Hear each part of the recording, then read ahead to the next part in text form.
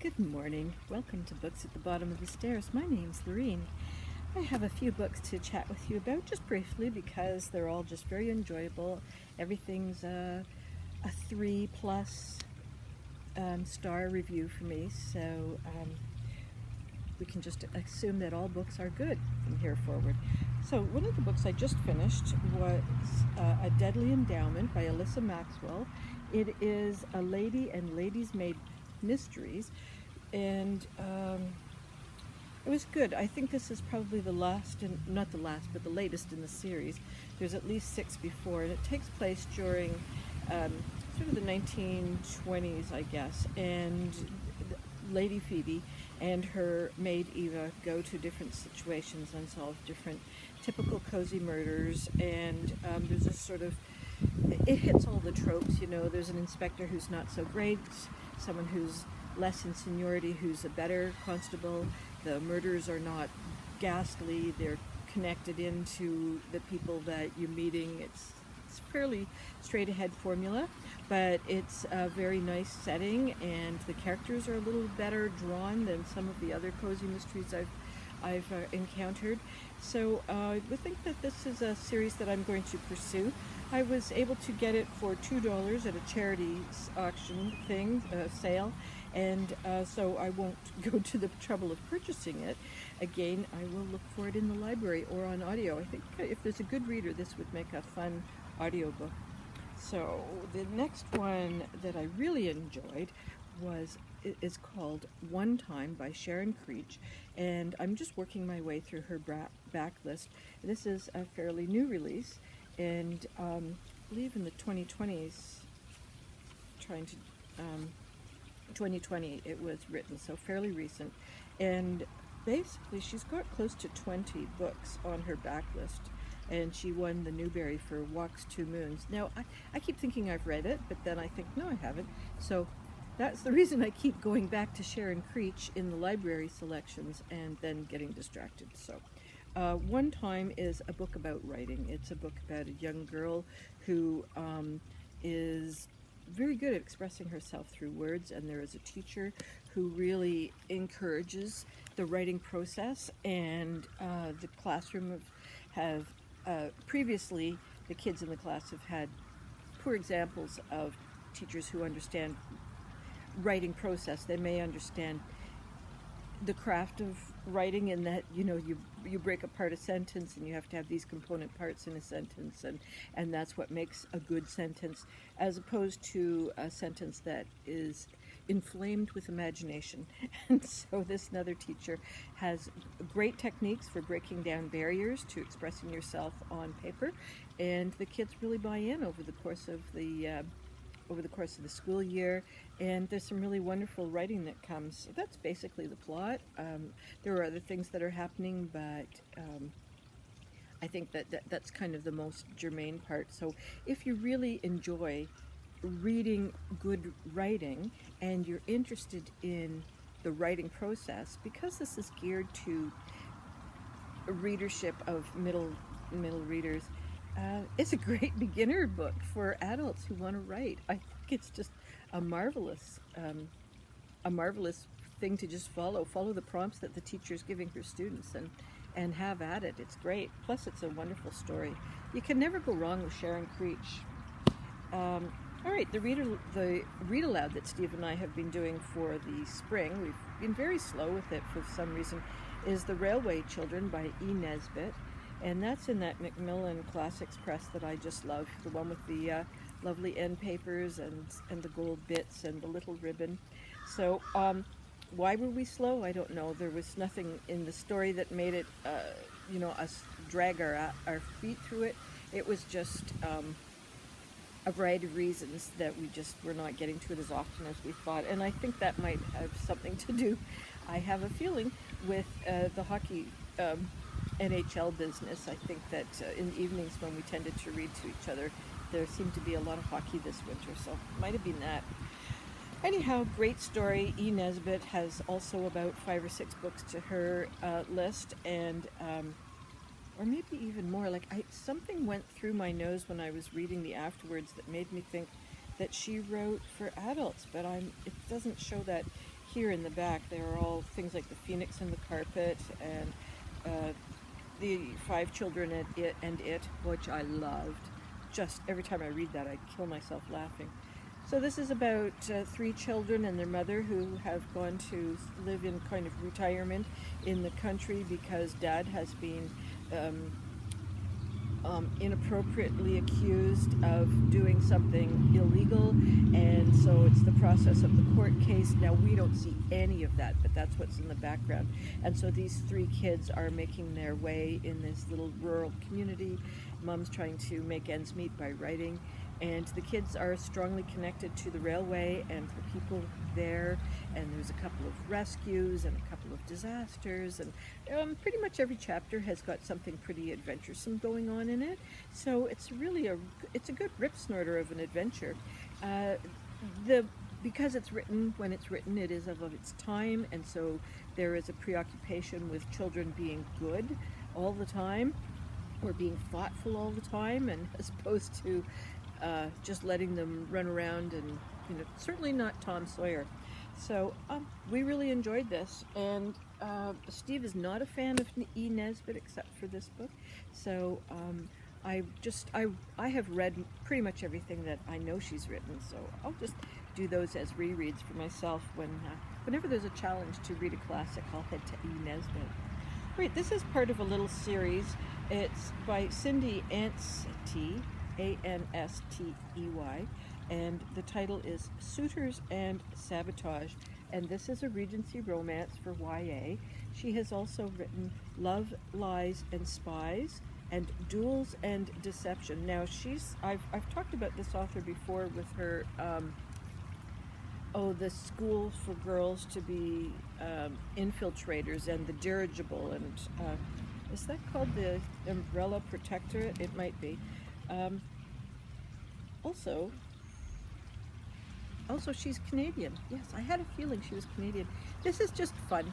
It's fun. There's nothing, it is what it is. It's a romance. It's geared towards YA. It's set in the Regency period. It's got the love dilemmas. Someone is almost engaged to be married to someone else, because you can't be married to yourself. And on the horizon, there's a third person, and they both seem kind of good. Which way is the wind going to blow? And there's a friend in the background who is also sort of thinking, well, I don't know, if you don't take him, I could take him, but if you don't take him, I could take him. And so, there's that kind of chitter-chatter. It's fun. There's a lot of silliness involved. I laughed out loud a couple of times, and it's just a very light, enjoyable book. And I'll go back and get the other 2 from the library. Okay.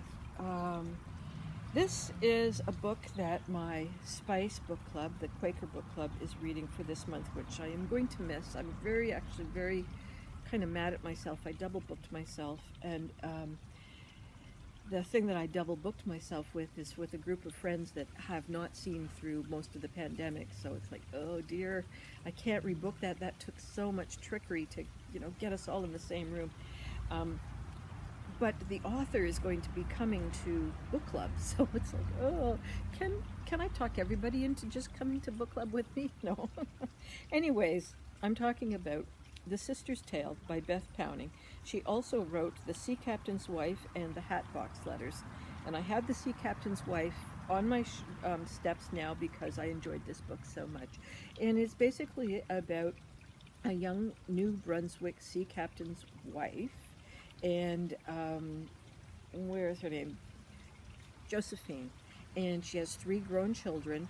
Her husband is away at sea, and there's tragedy. I don't want to tell you what the tragedy is, but it completely changes her world, economically, socially. She's so much changes in the face of this tragedy. And simultaneously, in New Brunswick, at the time of these stories, which was in the sort of mid-1800s, is that right? They did not have a workhouse for the poor.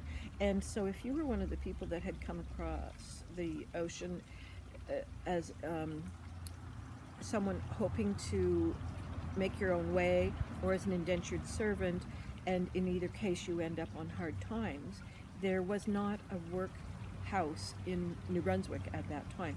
So you were sold at auction like a slave.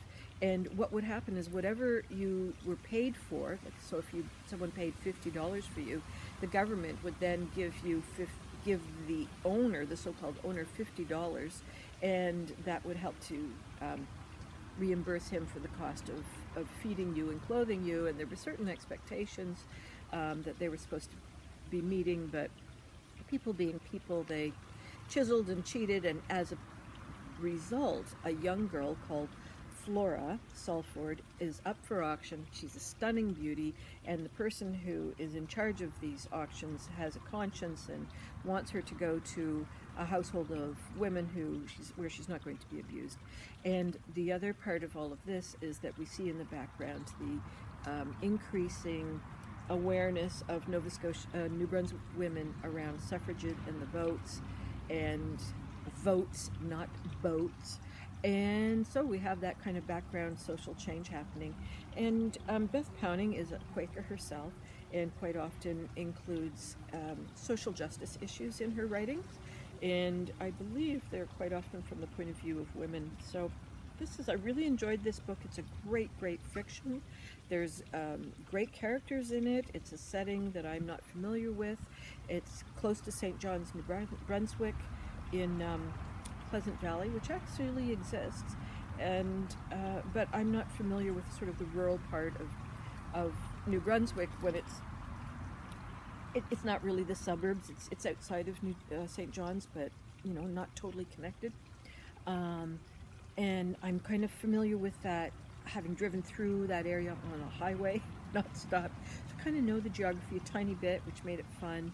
And I'm just familiar with a lot of bits and pieces that are in this book. So it was a comfortable read. I was not surprised by too much of it, although the whole business about the New Brunswick poor people was quite a surprise. And basically the Atlantic provinces were kind of slow to just generally look after their poor. And that's almost 2,500 years where there isn't a system in place except for what local communities can do. So anyhow, I thought it was great and worth continuing reading Beth Powning. And I think I gave this a 4. Yeah. And I think that one of the things I also liked about it was easy to put down, in the sense that I was reading it when it was a fairly busy period of time, but it was so easy to get back into and sink into it. It wasn't that kind of book where you could put it down, scan, put it down, and come back to it, where you're so lightly involved in that kind of a book. This, when you picked it back up, you really sunk in and were really reading and were really captured by the story. The writing is very good, and I will also say that the dialogue was pretty good. and of course there's love stuff in there that has its good points and its bad points. Now, the other book that I came across through Steve, actually, he brought this home from the library, and it's by Nickle, Yahgulanaas, a Haida manga, and it is a myth, kind of retold. I think that it's based on real Haida myths, but he has told it in a different way: contemporary art, a contemporary hero, a contemporary dilemma that must be solved. It has to do with the fisheries collapsing out that way, and what are people going to do? How are they going to survive? And a small community that depends heavily on goods and services being flown in. How are they going to become more independent? And the hero, of course, whenever the hero has to go down to the netherworld, the underworld, they of course come back transformed. And so our hero is going through quite a transformative journey, as are the people in the community. So really a lovely retelling. And let me just think. Got this through the library. I think that if you were interested in this one you may have to consider purchasing from your independent bookstore, of course. she says, with judgment. Because who is the...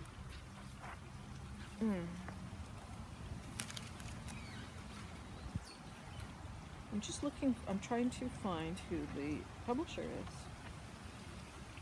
Yeah, no, it doesn't, I don't see who the publisher is.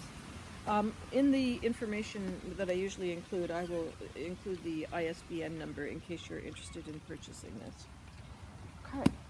Now the last one that I picked up, it's been on my backlist. A lot of people spoke about it in the last couple of years. It is Refugee by Gratz, and Gratz has written a few other books, Prisoner B 3087 and Project 1065. And the covers of those, like, if I can't really show them to you, you won't see them very well, but they're grim and definitely prison-ish and really, dystopic. And so when I saw this cover, it's taking place, see if I can get it so that you can see it close up. The little boy is in some kind of a boat, and it looks like he's about to be swamped, and no life jacket on. These are triggers for me in a way. Like, I just do not like, I don't like stories where people fall in the water. Every character in this book, in some fashion, is in the water. And we've got 3 different characters. Joseph from the 1930s, who is on the St. Louis, which this is an actual story where the cruise ship St. Louis was filled with Jewish refugees from different countries, and they were promised asylum in Cuba. So this boat has to traverse to Cuba. Everybody thinks they're good. Get to Cuba, things aren't so good. And Isabel is a Cuban girl in the 1994 when Fidel Castro had a momentary lightning. You could leave if you wanted and you wouldn't be punished, or your family wouldn't be punished. And so there was this very brief opportunity, and Isabel's neighbors take advantage, and her father is a dissident who can't keep his mouth shut, and so they end up having to join in this boat. It's a homemade boat, and there are sharks in that section of the water. Ugh. Then there's Muhammad, who is a Syrian boy in 2015, and we are seeing Muhammad and his family's journey from Syria to Greece, and that whole water crossing.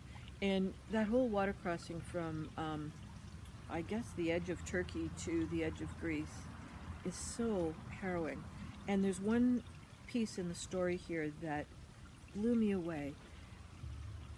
And I don't know if I'm going to tell you, it's a spoiler. Just, skip ahead a few seconds if you don't want the spoiler. When they get to Greece, there are mountains on the beach. They're just mountains. And they're all the life jackets of all the people who may or may not have made it. Because sometimes the bodies and the life jackets become separated. Because people in Turkey are selling them fake life jackets. Anyhow, I have seen some of the footage of people trying to escape and being rescued, and the bodies on the shores. There was that terrible photo of the gentleman carrying a young dead child, a boy, and yet these life jackets for me are just so horrifically representative of the pain and suffering of the people who are struggling to get across. And we continue Muhammad's story once they have reached Greece and their journeys to safety. It really didn't get any better. It really didn't get any better. And I just remember in the 1930s, there was, when the Jewish folks and other folks were trying to flee before the Germany's occupations or edicts and so forth, there was a lot. Okay, Lorraine, now I'm just being confused. I have this idea that there was still decency in the world, and that people, if they made it, they made it. Not too many people were obstructing their paths. I could be totally wrong on that. I mean, anybody who's in a vulnerable situation really has to work hard to get out of that vulnerable situation. But it's like Mohammed and his family hardly met any decent people along the way, and even the scenarios in the refugee camps are just god awful. And it's just so easy. It's so easy to become a refugee. I mean, you can even become a refugee in Canada, as we know. The fires, the fires and the flooding. One minute you've got a life, and the next minute you don't, and you're shipped how many hundreds of miles away from your burning village up in BC and so forth, or in the Midwest where we've got rivers flooding. And it takes an instant to turn from someone who has a life of security. Your job can disappear with that flooding or with that fire. It takes an instant to become Mohammed. And I just think if only we could just be decent to each other along these ways, because nobody chooses this. Nobody wants to be a refugee. They would like to be safe and therefore make a risky journey, but that doesn't mean that they want to be kicked in the head every time they are, struggling. So I found Mohammed's story to be really, really compelling, and the other two characters as well. But he really struck a lot of chords for me. Now, I should have said at the beginning that they're all before sort of the age 13, 15-ish. And so it's kind of early YA, but my husband's got, Steve, he's got a situation right now in his world. There's just so many inputs, so he kind of is curtailing the amount of real lifeness in his...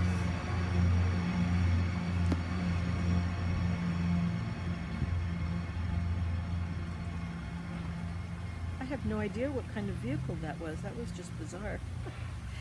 Anyways, he's got some, like, from, as we say, don't put yourself in harm's way if you can avoid it. So in his fiction, he is opting out of realism, I think. And but I'm kind of interested in this book, but he's torn. I don't need to know more.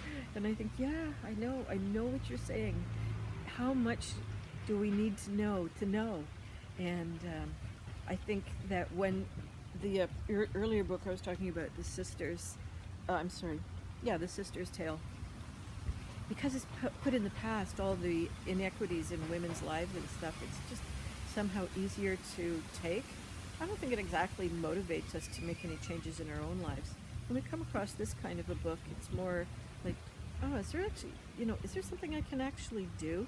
There's nothing you can do about something that happened 150 years ago. But anyhow, I just try and keep my ears to the ground to see if there's something that can be done. And I have other people in my life who are more involved in refugee issues, and they just know to give me a phone call if certain things. I always seem to have extra towels to give away, and so help to make a care package up for some new refugees in Canada or so on.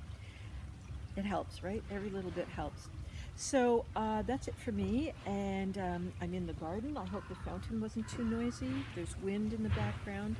There's some construction in the background, and there's a weird truck.